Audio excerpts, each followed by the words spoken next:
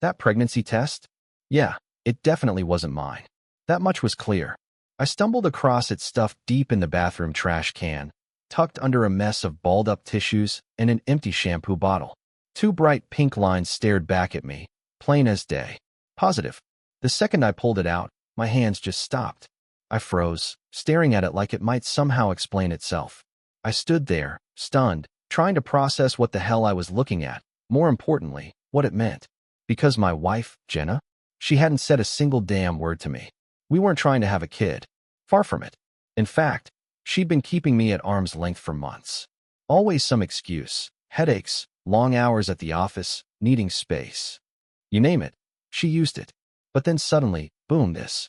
Not just evidence of a pregnancy, but a sign of something way darker. As I stood there, gripping the test, my chest tightened with a mix of rage and disbelief so sharp, I could barely breathe. My mind was spinning. I know Jenna. She doesn't screw up like this. She's careful, calculated, always 5 steps ahead. If she left that test behind, it wasn't an accident. She either didn't think I'd find it, or she figured I wouldn't be smart enough to put it all together. But I didn't confront her right then. Nah, that would have been too easy. I knew better than to charge an unarmed. Jenna was a pro at twisting things around. If I came at her with nothing but gut feelings, she'd flip it so fast I'd be the one apologizing by the end of it. I wasn't going to hand her that win. So, I put the test right back where I found it. Carefully. Made sure the trash looked untouched. Then I walked out of that bathroom like nothing had happened. Even though my entire world had just spun off its axis. My hands were still shaking when I sat at the kitchen table, phone in hand, pretending to scroll while I listened for the sound of her footsteps upstairs. When she finally came down, hair damp from the shower, she didn't even look at me. Just poured herself some coffee and started casually thumbing through Instagram, like she didn't have a secret buried in the bathroom trash. I couldn't believe it.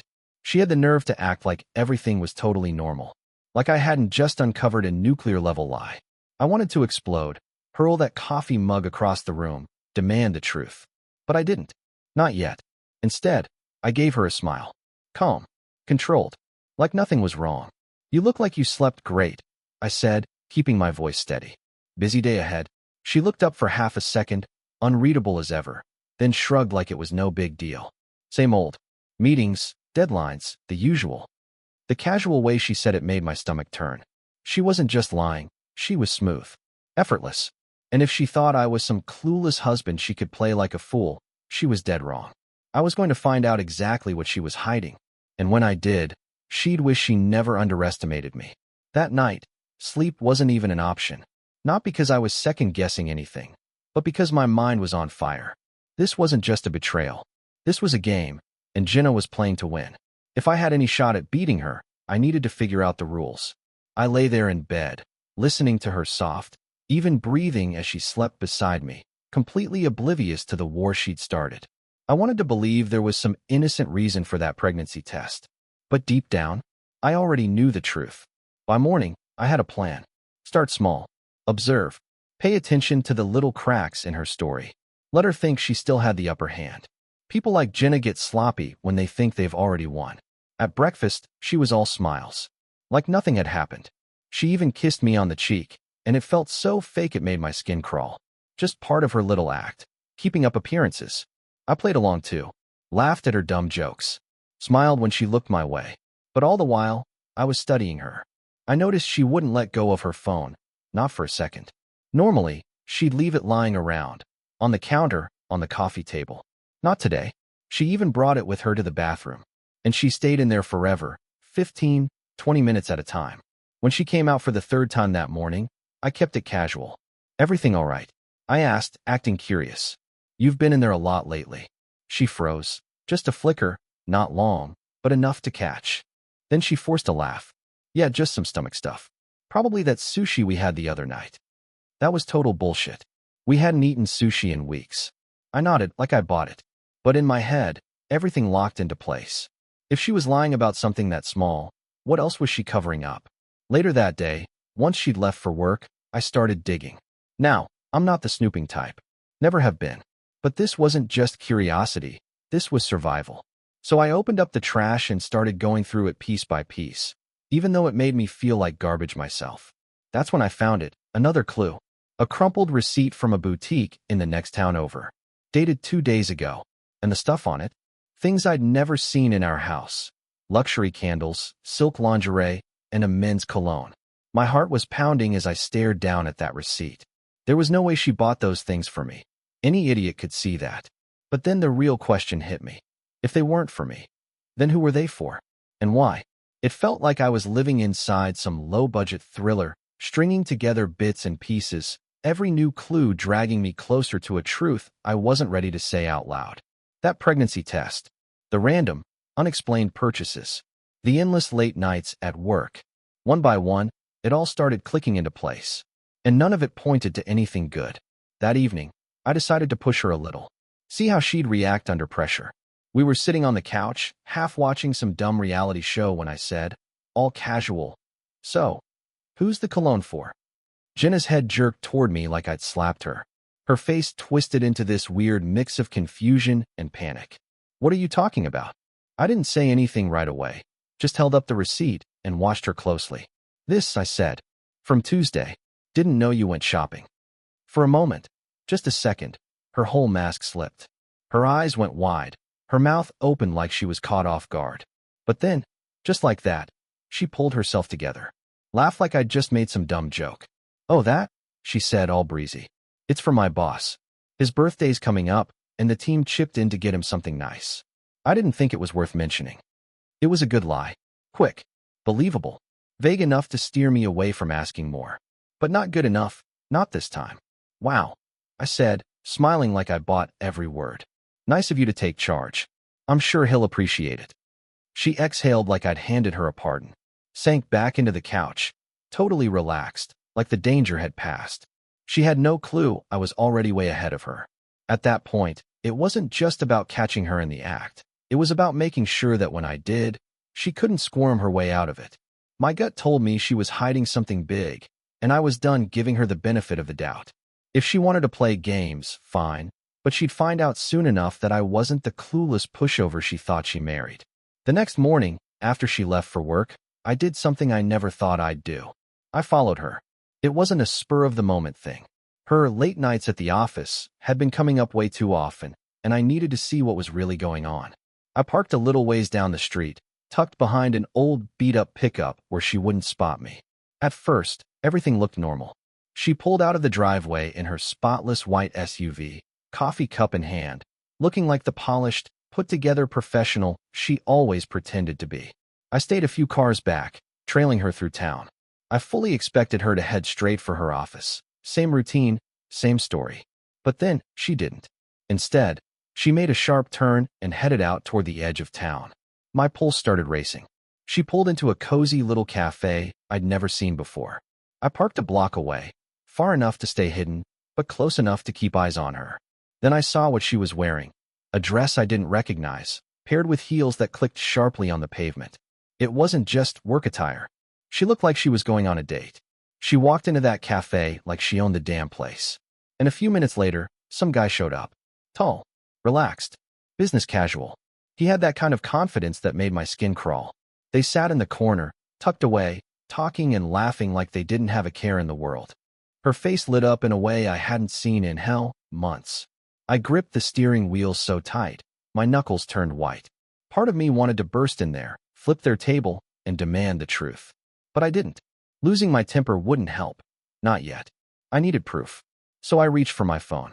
My hands were shaking as I zoomed in and snapped a few photos. They stayed there for over an hour, sipping lattes and sharing what looked like a pastry. When they finally got up and left, I followed at a distance. Watched as they headed to their separate cars. Just before they split, he reached out and brushed a strand of hair from her face, then leaned in and kissed her on the cheek. She didn't flinch. She didn't pull away. If anything, she leaned into it, smiling at him like he was her whole world. I felt sick, furious, but above all, I felt gut-punched, betrayed in a way I didn't think was possible.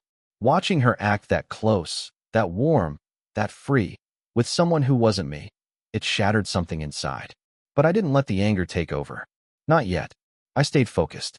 This wasn't over. Not even close. The drive home was dead silent, but my mind was screaming.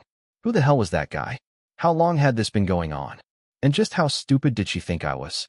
I didn't have the answers yet, but I knew one thing for sure. Jenna had no idea what she'd started. And when I was done, she'd regret every single lie she told. That evening, she waltzed through the door like it was any other night, smiling like nothing had changed.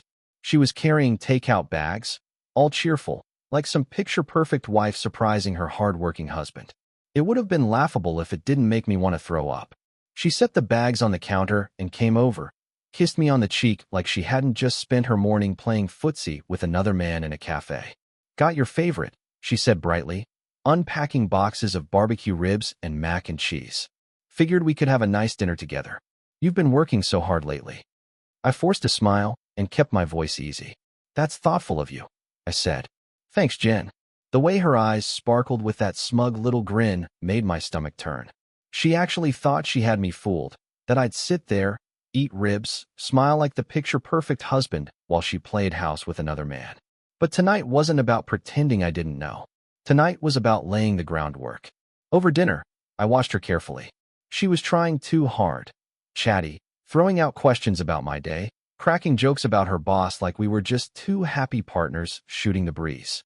It was all an act, a thin veil meant to hide guilt she wasn't ready to face. I played along, matched her tone, even tossed in a story about an annoying coworker to keep things light. The more at ease she got, the more confident I felt about what I was about to do next. Once we were done eating, I cleared the table. She leaned against the kitchen counter, scrolling through her phone like nothing in the world was wrong. I dried my hands with a dish towel, then threw out the bait. "So," I said casually, "how's the office these days? You seem busier than ever." She didn't look up. "Oh, same old grind, deadlines, meetings. The usual. Must be tough juggling all that," I said, my voice steady, keeping my expression neutral. "Late nights, early mornings. Pretty impressive." That got her attention. She glanced up at me, smile twitching just slightly. "It's not that bad," she said quickly. "Besides, I'm doing it for us. Building our future." I nodded, keeping the pressure on. "Right? Like that coffee meeting you had this morning?" Jenna froze. Barely a second, but it was enough. Her hand tightened around her phone, and I saw the flicker of panic before she laughed it off. "Oh yeah, that," she said with a little shrug. "Just a quick networking thing. Nothing major." I leaned back against the counter, folding my arms across my chest. "Huh, that's interesting. You never mentioned it before. Networking, huh? Sounds pretty cozy." Her eyes narrowed ever so slightly. Her smile turned thin, strained. "Ryan, what's with the interrogation? It was a work thing. Why are you making it sound weird?" "Not making anything sound weird," I said, raising both hands like I was surrendering. "Just asking." She watched me for a moment, clearly trying to figure out how much I knew. Then she shrugged it off and went back to scrolling, mumbling something about how I'd been acting paranoid lately. But I wasn't being paranoid. I was being deliberate. Later that night, after she went to bed, I stayed up reviewing the photos I'd taken that morning. Each image drove the knife in deeper. Her smiling, leaning in close to him, the kiss on the cheek. It was all there. Proof. Undeniable. She had no idea I was building a case, one piece at a time. And when it was done, there wouldn't be a single crack for her to slither through. I didn't sleep that night. Not because I was consumed with anger, but because I was planning. While she snored softly beside me, I was figuring out how to burn down the little world of lies she'd carefully built around me. She thought she was untouchable, thought she was always the smartest one in the room. That kind of arrogance, that was going to be her downfall. The next day, I stepped things up. Watching and waiting had gotten me far, but now I needed real answers. And to get those, I needed leverage. While she was at work, I sat down at her laptop and installed a small tracking app. Nothing fancy, just enough to give me eyes where I needed them. Jenna was never great with tech. Her passwords? Laughably bad. Within minutes, I had access to her email and calendar. I wasn't proud of it. But pride wasn't the point anymore. Truth was. And what I found in that inbox, it spoke volumes. Most of it was the usual work chatter. But tucked in between those emails were messages from someone named Derek R. They weren't graphic. They didn't have to be. The tone said it all. Playful, familiar, full of inside jokes and casual meetings. Derek wasn't just a coworker. He was the guy, the same man from the cafe. Then I opened her calendar. It was color-coded, perfectly organized. Work meetings, project deadlines, personal appointments, and one event that stopped me cold. Friday, 2 p.m. Dr. Bennett, prenatal checkup. I just stared at it, the words blurring for a second. Prenatal checkup. She hadn't just lied about being pregnant. She was actively managing the whole thing behind my back. The betrayal hit like a freight train, but I didn't let it break me. I didn't explode or pace the room. Instead, I locked onto what that meant. This was my smoking gun. The one thing she couldn't explain away. No amount of smooth talk or gaslighting could erase that appointment. Still, I wasn't ready to go nuclear. Not yet. I wanted everything in place before I made my move. I wanted her to feel cornered, powerless, exposed. Later that day, I focused on the next piece, Derek. His email signature had his full name, company, and title. That's all I needed. I did a little digging, nothing fancy, just a quick search, and up popped his LinkedIn profile. Senior consultant at some upscale firm. Married. 2 kids. Perfect. That little detail? That was gold. It meant Derek had something to lose, too. If this guy thought he could waltz into my life, wreck my marriage, and walk away clean, he was about to find out just how wrong he was. By the time Jenna walked through the front door that evening, I had already started putting the pieces of my plan into motion. She looked drained, distracted. Her heels clicked across the hardwood as she tossed her purse onto the counter without a second thought. Hey, she mumbled, already halfway into the fridge looking for a bottle of water. How was your day? I smiled, keeping things light. Not bad. How about yours, Liv? She hesitated, still poking around in the fridge. Yeah, the usual. Meetings all day? I'm wiped. I let that hang in the air for a beat. Anything interesting come up? She straightened up and glanced at me for a second before shaking her head. Nope, just the same old grind. It took everything I had not to laugh. The lies slid off her tongue like second nature. So smooth, so confident, it was almost impressive. Almost. Glad to hear it, I said, forcing a smile. By the way, I was thinking about heading out Friday afternoon. Got some errands to run. That cool with you? She barely looked up. Of course. Do whatever you need. Perfect. She had no idea I'd seen her calendar. No clue I knew about her appointment with the doctor. And she certainly didn't suspect that I planned to be there. As I watched her settle onto the couch, scrolling through her phone like she didn't have a care in the world, I felt something strange, calm.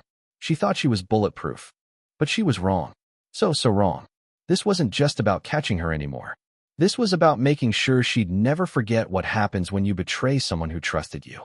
When Friday came, I was ready. She left the house that morning looking like she always did. Dressed for the office, laptop bag slung over her shoulder, a peck on the cheek like everything was normal. Like she wasn't living a lie. I smiled, waved her off, then got to work. By 2:29, I was parked across the street from the clinic listed in her calendar. It was a small, unremarkable building nestled between a pharmacy and a dentist's office. I didn't know exactly what I'd find, but I knew in my gut that this was the moment everything would fall apart. I waited, eyes locked on the front entrance, watching women come and go, some alone, others with partners. Then, at 2:43 sharp, Jenna's white SUV pulled into the lot. She stepped out, looking around like she was worried someone might be watching, like she knew she was doing something wrong. Then I saw him. Derek. He was already there, leaning casually by the entrance, wearing slacks and a crisp button-down, holding a cup of coffee like this was just another Friday. When she spotted him, her whole face lit up. My stomach twisted. She walked up and they hugged. Not a polite, friendly hug. This was intimate, lingering. The kind of embrace that told you everything without a single word. I gripped the steering wheel, jaw clenched. But I stayed still. Stayed calm. This was it. Confirmation. Watching them walk into that clinic together felt like the final nail in the coffin.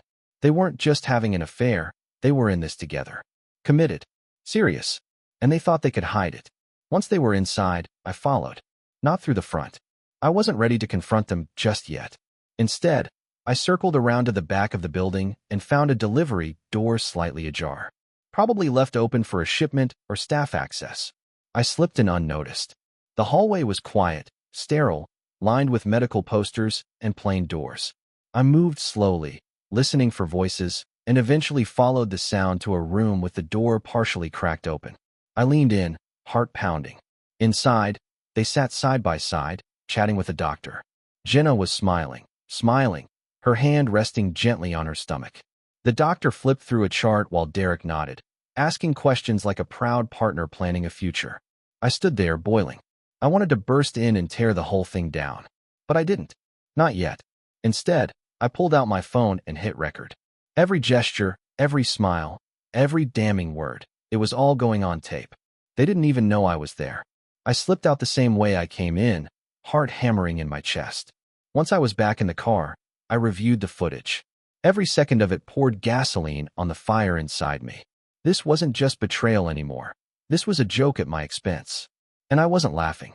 By the time I got home, my plan was crystal clear. Jenna wasn't just going to pay for what she did to me. Derek was going to feel it too. Neither of them would come out of this unscathed. The weekend crept in like a quiet storm, subtle, but full of tension. Jenna acted like nothing had changed. Still smiling, still chatting like we were happy. Saturday night, she even suggested we go out to dinner. A date night. I agreed. Played my part. Smiled like the doting husband she thought I still was. She picked a fancy Italian spot downtown. White tablecloths. A wine list longer than the menu. The kind of place where appearances mattered. She wore a deep red dress I didn't recognize, and heels that matched it perfectly. She looked stunning, and that made the rage inside me burn even hotter. She was playing the role again, like nothing was broken. And I let her.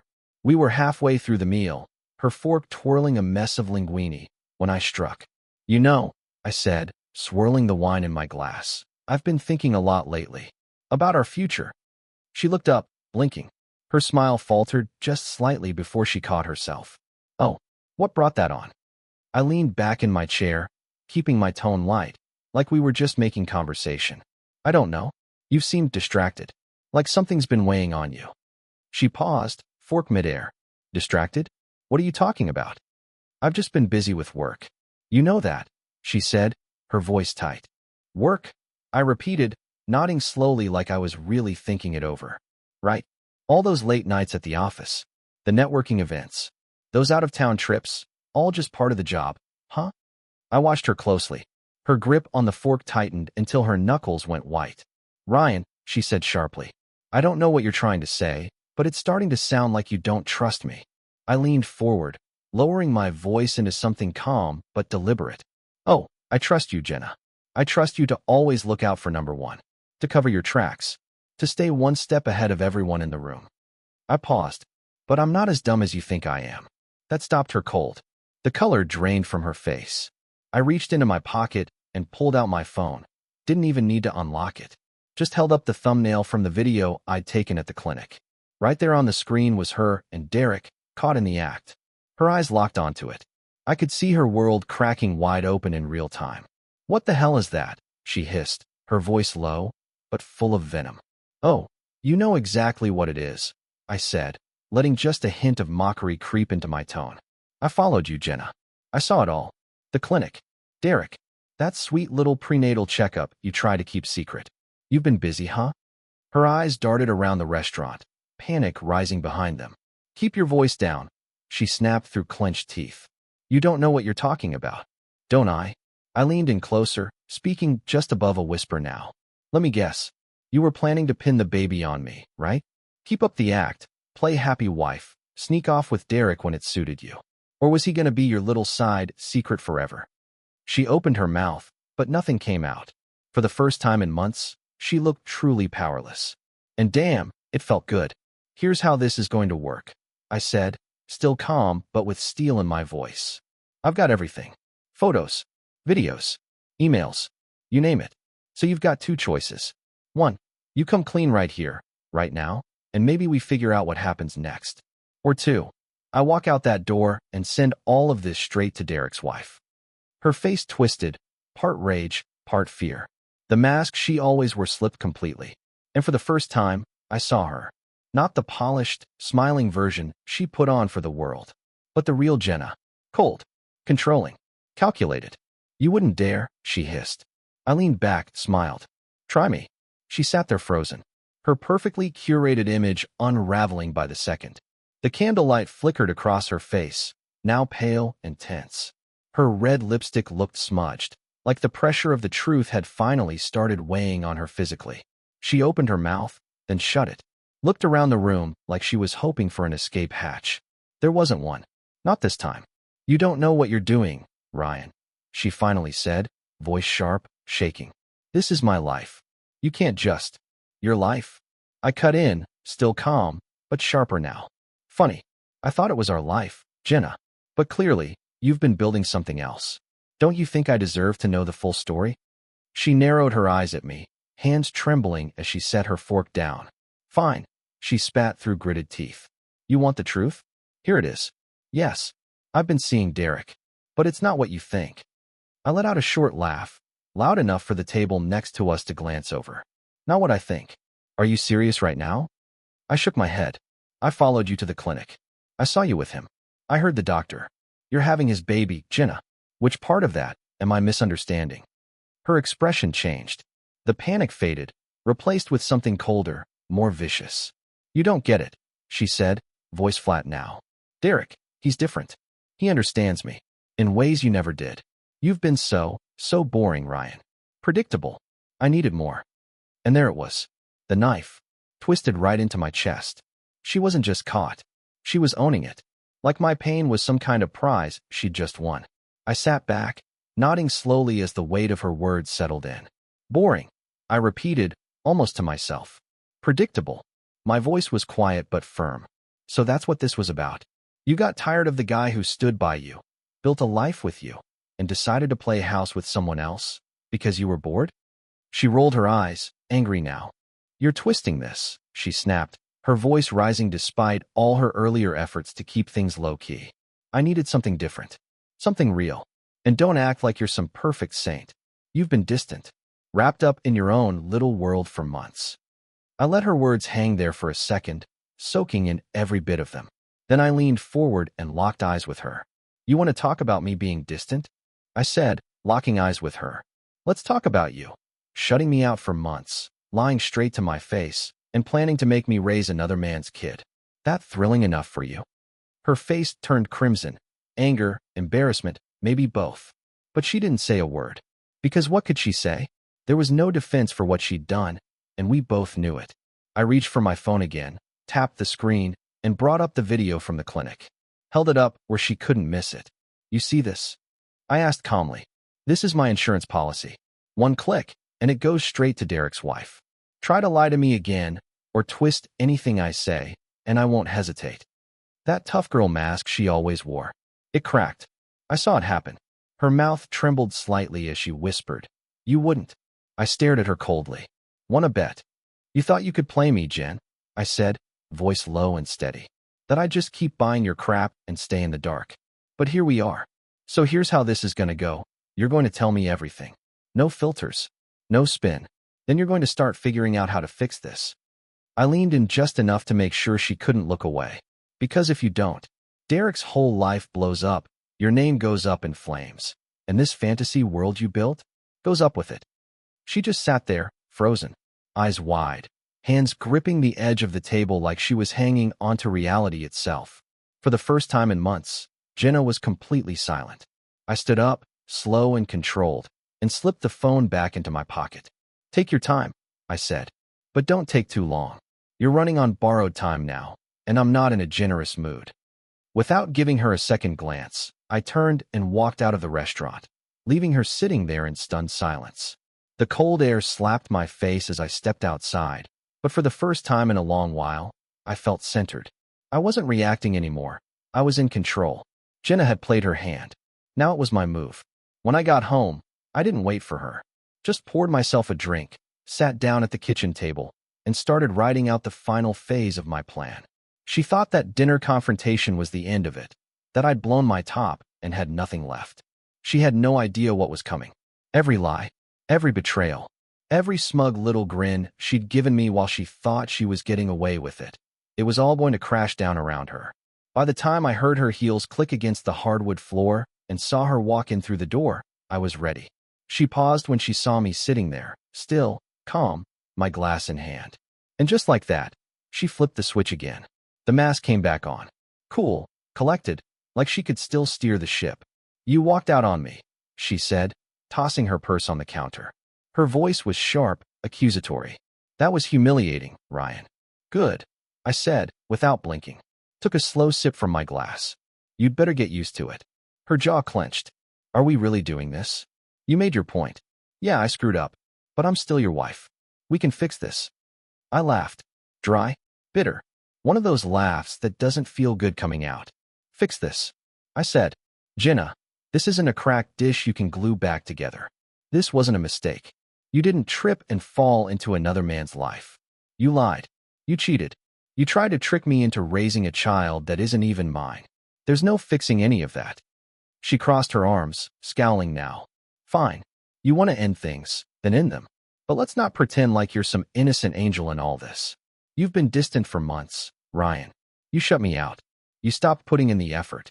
Maybe if you'd paid more attention, none of this would have happened. There it was again, the gaslighting. The same tired tactic. Turn it around and make it my fault. But I didn't bite. I stood up slowly, staring her down. Calm. Steady. Funny you say that, I told her. Because I have been paying attention. Like when you skipped out on work to meet Derek. Or when you bought him that cologne and called it a team gift. Or my personal favorite, when you walked into that clinic with him for your prenatal appointment. I took a step toward her, lowering my voice but never losing the edge. Yeah, Jen, I've been very attentive. Her face went pale. I saw her breath hitch. Real fear, finally. She tried to speak, but I cut her off before she could. You know, I wasn't planning on going scorched earth, I said, slowly pacing the kitchen. I thought maybe I'd just walk. Let you deal with the mess you made. Alone. But then I realized, no, that's too easy. You don't get to just waltz off into the sunset like nothing ever happened. She swallowed hard. What do you mean? I stopped pacing and pulled out my phone again, holding it up in front of her. I've got it all, Jenna.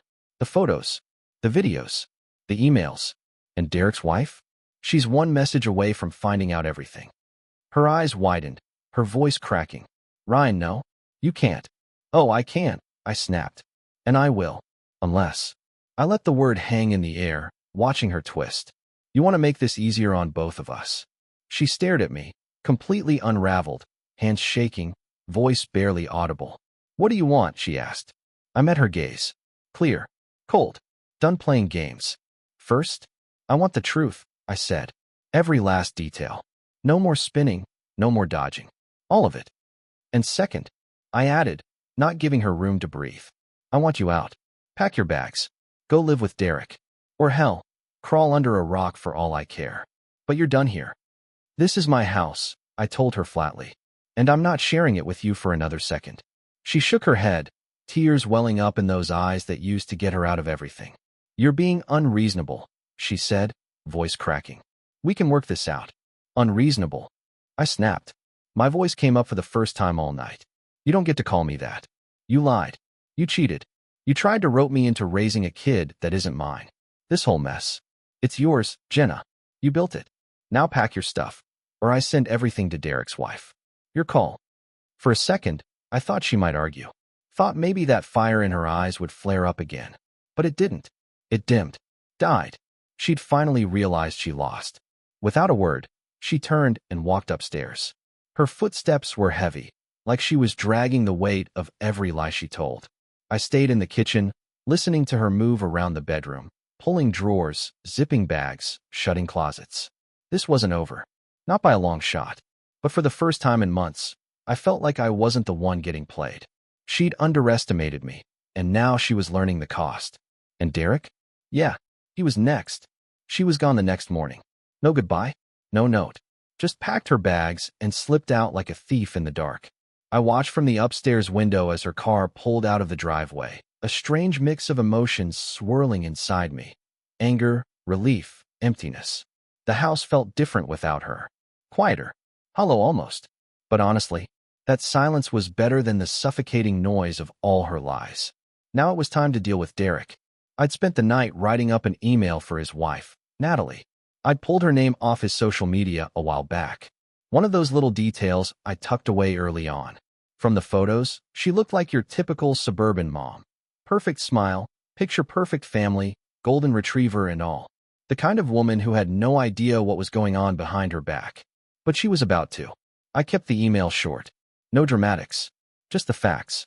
I attached the photos, the video from the clinic, a few screenshots of Derek and Jenna's flirty messages. I didn't add commentary. Didn't need to. The truth was loud enough on its own. Before hitting send, I stared at that folder one last time. Every file, every image, every scrap of evidence. This wasn't about revenge anymore. It was about justice.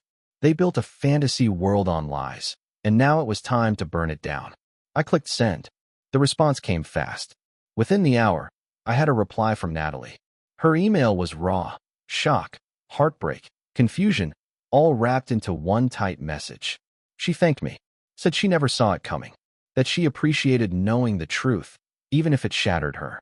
I could feel her pain through the screen. But sympathy? No. I didn't have any of that left. Not for her, not for Derek, and definitely not for Jenna. Later that day, my phone rang. Unknown number. I answered, already knowing who it was. Derek, what the hell do you think you're doing? He snapped. Panic was all over his voice. Cleaning up a mess? I said, calm and cool. One you helped make. You had no right. No right. I cut him off. You slept with my wife. You lied to yours. And now you want to play the victim? Save it, Derek. He went quiet, probably scrambling for a defense. I didn't give him the chance. Let me make something real clear, I said. If you, or Jenna, try to contact me again, if I get so much as a text, I go public. I've got more than enough to nuke your entire life, and I will. Your job, your marriage, your perfect little image. All of it gone. You're a real piece of work, he muttered. No fight left in it. No, Derek, I said, voice steady. That's you. I'm just the guy who isn't letting you walk away unscathed. Then I hung up. Didn't wait for a response. The moment I put the phone down, a wave of cold satisfaction rolled over me. He tried to rattle me. Failed. He just learned what Jenna had, that I'm not the guy you cheat, lie to, and leave in the dark. That evening, I poured another drink, sat on the back porch, and stared out at the yard I'd spent years working on. The anger was still there, but it was quieter now. Controlled. Focused. They tried to destroy me. But in the end, they wrecked themselves. I knew there'd still be more to deal with. More fallout. Jenna would try to rewrite the story, twist the narrative. Derek would probably try to clean up the wreckage behind closed doors. Didn't matter. I held the cards now, and I wasn't letting them go. For the first time in a long, long time, I felt free. The days that followed were full of fallout. Natalie sent me one last email, short, straight to the point, and dripping with raw emotion. She told me she was filing for divorce. Natalie didn't sugarcoat anything in that final email, just thanked me again for showing her the truth, and said she hoped Jenna and Derek got exactly what they deserved. No pity, no forgiveness, just honesty. And honestly, I respected the hell out of that. As for Jenna, she tried reaching out once. Just one text. Can we talk? I stared at it for maybe 10 seconds. Not out of temptation, just disbelief. After everything she'd done, that was what she had to offer? I deleted it without replying. There was nothing left to say. She'd burned every bridge. And I wasn't rebuilding a single one. Let her run to Derek, or whatever cave she crawls into next. She wasn't my problem anymore. And that silence that used to feel so heavy in the house. It felt different now. Peaceful. I started putting myself first for the first time in. I don't even know how long. I picked up my old guitar again, fingers rusty but determined. Started running in the mornings, letting the cool air burn through all the leftover anger. I reconnected with old friends. The kind who had always wondered what I saw in someone like Jenna. Looking back, I wondered that too. Her betrayal? Yeah, it still sat with me. Still stung when I let myself think about it too long. But it didn't define me anymore. It was just a scar, one I could point to and say, I survived that. One afternoon, while cleaning out my office, I came across a photo of us. From the early days. Smiling. Young. Dumb. Believing in a version of love that didn't stand a chance. I held it for a while, just looking at our faces, trying to remember if it was real or just another performance. Then I fed it into the shredder and watched it vanish. That chapter was over. I was not the same man anymore, and I wasn't looking back. As for Jenna and Derek, I heard through the grapevine that their little romance didn't last. Whatever spark they thought they had fizzled out under the weight of guilt and shame and the wreckage they left behind. Jenna moved to another city. Derek's reputation at work took a major hit after Natalie aired out every last piece of their dirty laundry. Poetic justice, if you ask me. If there's one thing I learned from all of this, it's that betrayal doesn't just break you, it rebuilds you. Stronger, sharper, wiser, more awake. I wouldn't wish what I went through on anyone, but in a strange way, I'm thankful for it, because it forced me to see the truth, to stop tolerating less than I deserved, to cut the dead weight, and finally prioritize myself. So to anyone out there reading this, if you're stuck in something toxic, if you're begging for crumbs from someone who doesn't value you, don't. Don't beg. Don't chase. Don't fight to stay where you're not seen. Walk away. Hold your head high. And let the people who betrayed you drown in their own mess.